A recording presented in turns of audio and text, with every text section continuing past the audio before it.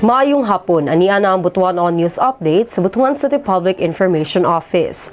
Nagpahigayon ang City Social Welfare and Development Department og usa ka art therapy session sa mga kabataan sa Home for Boys isip usa sa mga intervention program sa buhatan.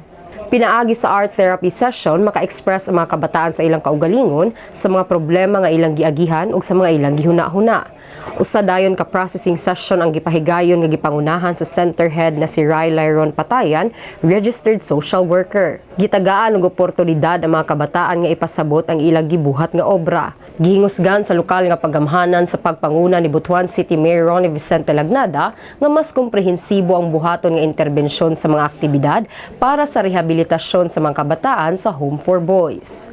Ug mao kadto ang update sing adlaw, alang sa uban pang mga updates, i-follow gi-like ang official Facebook page, TikTok, Instagram ug Twitter ug subscribe sa YouTube channel sa Butuan City Public Information Office. Ako si Michelle Hamudyong. Daghang salamat.